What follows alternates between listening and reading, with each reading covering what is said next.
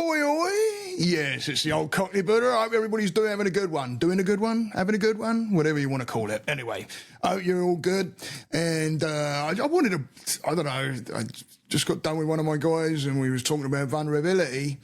And, vulnerability, it all depends on, one's vulnerability ain't the same as the other person's. You can have the one thing right there, and depends on the confidence level of each person and how vulnerable they're going to feel about that, or people, or whatever the vulnerability may be.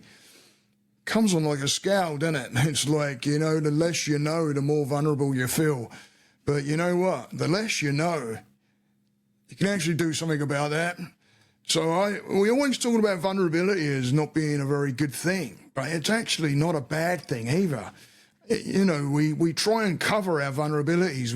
It's like we're afraid of them or something. Like we try and push them away or something. I don't know. I know we do it because when that starts coming up, other things get in the way, like anger can happen and frustration can happen because we don't want that. We don't want that. We see that as like weak over there.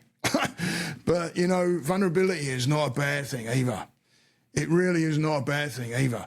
And I had one of my guys once, they're on their journey, and they said to me right towards the end, they said, you know what, Steve, thank you for being vulnerable and showing your vulnerability because it allowed me to show mine.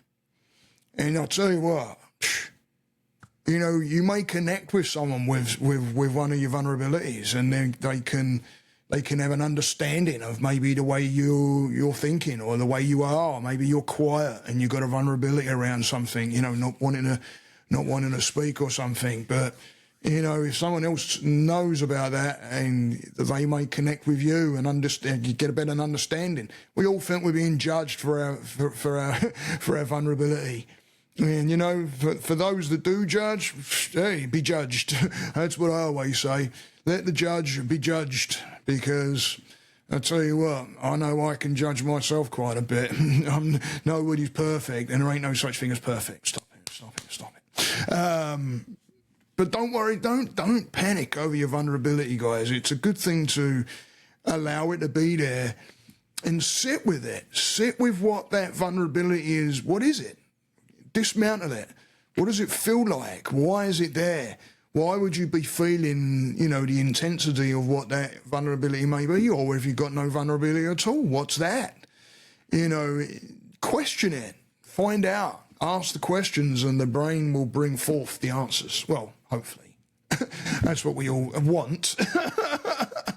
But hey, don't think vulnerability is a bad thing.